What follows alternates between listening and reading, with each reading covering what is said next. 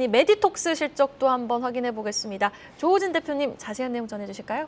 예, 메디톡스가 2분기 잠정 실적을 발표했는데 그 매출은 이제 516억, 518억 원을 냈고요. 영업이익은 이제 96억 원을 이제 발표했습니다. 그 메디톡스는 이제 매출과 영업이익도 중요하지만 가장 중요한 거는 메디톡스의 이제 제품을 갖다가 그 견인하는 그 보톨리늄의 균주를 관련된 소송이 어떻게 진행 중인지가 제일 중요합니다. 그 메디톡스의 이제 보톨리늄은 메디톡스가 원조가 아니고요. 미국의 엘라간이 원조입니다. 그 엘라간이 원조인데 엘라간이 그 국내에서 메디톡스가 처음으로 이제 보톨리늄을 관련해서 이제 개발을 했는데 처음에 메디톡스의 이제 설명 무엇이냐면은 메디톡스의 대표이사인 정현호 대표가 이제 연구를 해서 이제 보톨리늄의 균주를 갖고 있었다 얘기를 했습니다. 근데 나중에는 좀 입장이 이제 바뀌긴 했는데 어쨌건 엘라간과 메디톡스가 처음에는 좀 사이가 되게 안 좋았다가 일정 이상 되면서 사이가 좀 좋아졌습니다. 어떻게 좋아졌냐면은 13년도에 엘라간과 메디톡스가 메디톡스에 갖고 있던 균주를 갖다가 미국에서 판매하는 그 라이센스 아웃을 갖다가 협약을 체결했다가 그러다 갑자기 좀 약간 석연치 않은 것을 거치면서 갑자기 협약이 취소됩니다. 그러니까 그 최소한 이제 협약이 취소되기 전까지는 엘라간과 메디톡스 사이에서 무슨 소송이 없었습니다. 대신 메디톡스가 엘라간을 대신했다고 보는데 대웅제약이랑 소송이 붙었습니다. 그래서 미국에서도 뭐 엄청나게 소송이 진행 중이었고 국내에서 진행 중이었는데 최종적으로는 아니지만 올해 1심에서 대웅제약이 메디톡스에다가 한 400억 정도를 갖다 물어주라라는 1심 판결이 나왔습니다. 뭐 당연히 대웅제약은 반발을 하고 있고요. 뭐 대법원 소송은 남았습니다. 이런 것이 진행 중이고 그다음에 또 다른 이제 그 메디톡스로 관련된 중요한 이제 그 경쟁 행사를 할 수 있는 데가 휴젤입니다. 휴젤하고는 미국에서 ITC에서 또 진행 중입니다. 그래서 이런 사안이 어떻게 진행 중인지를 보시는 게 중요한데 이제 업계에서 나온 얘기는 과연 메디톡스 스스로도 이제 개발한 게 맞느냐라는 게 있고 그래서 사실 엘라간과 이면 계약을 체결한 것이라는 이제 그런 시각도 있습니다. 그래서 사실은 엘라간이 메디톡스에다가 이제 강하게 드라이브를 안 걸었는데 그렇다면 이제 메디톡스는 엘라간의 어떤 그 배경을 바탕으로 휴젤에서도 이제 강력하게 소송을 제기할 수 있고 휴젤 말고도 다른 이제 보톡스를 활용할 수 있는 사업이 많이 있기 때문에 다른 상대로도 이제 소송이 진행할 수 있고 메디톡스가 이제 우월한 입장이 있다고 볼 수 있습니다.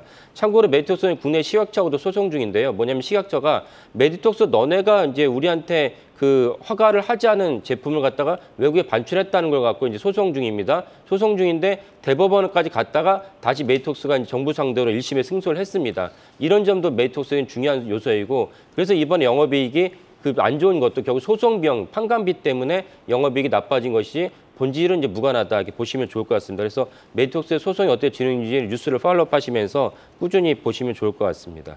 실적도 실적이지만 소송에 대한 결과 추이가 어떻게 나오는지 여부에 조금 더 주목해 볼 필요가 있다. 메디톡스의 투자 포인트 짚어봤고요. 공시 하나 더 체크해 봅니다. ST팜이 1,000억 원 규모의 전환사채를 발행하기로 결정을 했습니다. 자세한 배경 전해주시죠. 예, 전환사채는 이제 뭐 이미 많이 아실 수 있지만 이제 채권과 이제 주식에 대한 이제 성격을 다 두 개를 동시에 갖고 있습니다. 그러니까 채권이라는 거는 전환사채를 인수하면은 거기에 따라서 이제 이자를 지급을 합니다. 그리고 만기에 또 이자를 지급을 하고 근데 만기가 도달하기 전에 전환사채를 갖다 CB를 갖다 보통주로 갖다 바꿀 수가 있습니다. 그래서 이제 중요한 건 뭐냐면 만기 이자율이 3% 미만이다. 그러면 이제 여러분들 상식적으로 생각했을 때 내가 100억 원을 빌려줬어요. 100억 원을 빌려줬는데 만기를 갖다가 2년 뒤에 봤는데 3%다. 아, 요즘 같은데 3% 받고 누가 100억 원 빌려주냐 생각하시는데 지금 ST팜은 지금 화면에 나오지만 표면과 만기 이자율이 모두 0%예요. 그러면 1,000억 원이라는 돈을 갖다 빌려주면서 이자는 한 푼도 안 받으면서 누가 이렇게 좋은 활동을 ST팜에다가 지원을 하느냐? 그럴 리가 없죠. 그러니까 ST팜의 전환사채 1,000억 원을 갖다가 가져가는 그 기관들은 이자를 보고 ST팜에다가 1,000억을 빌려준 것이 아니고 보통주를 전환을 하는 뒤에 이제 보통주 전환 차익을 갖다 보고 ST팜을 갖다가 투자했다고 보시면 됩니다. 그러면 이제 ST팜의 이번에 보통주 전환 가격이 얼마냐면은 79,648원이고 어제 종가 기준인 78,800원입니다. 그래서 보통주를 전환할 수 있는 청구 시작일은 2024년 8월 9일이기 때문에 약 한 1년 정도 뒤에 이제 전환할 수 있다. 그럼 1년 뒤에 ST팜의 주가가 얼마나 올라갈 것이라고 ST팜이 각 기관마다 설명하고 다닌 것입니다. 우리의 전환사채를 가져가면 당신이 1년 있다가 얼마를 가져간다라고 이제 충분한 가능성을 설명한 것이고 만약에 연간으로 20% 정도로 복리 수익이 난다 그러면 ST팜의 주가가 2년을 갖다가 잡으면은 11만 원이 넘어야 되고요. 그 40% 복리수익이 난다면 2년 있다가 15만 원이 넘어야 됩니다. 이런 가능성이 충분하다가 보고 이제 ST팜이 전환사채를 갖다 발행한 거고 전환사채를 기관이 인수했다고 보시면 됩니다. ST팜은 올리고 CDMO를 갖다가 생산한 기업인데 생산 규모를 현재는 6.3몰에서 이제 다음에는 14몰로 이제 제법으로 점프를 합니다. 주가를 보면은 21년 이후에 저점 밴드에 있습니다. 4번의 저점을 갔는데 다시 뛰어오르고 있습니다. 그러니까 주가도 충분히 이제 매력적인 구간이다라는 것도 동시에 보시면 좋을 것 같습니다.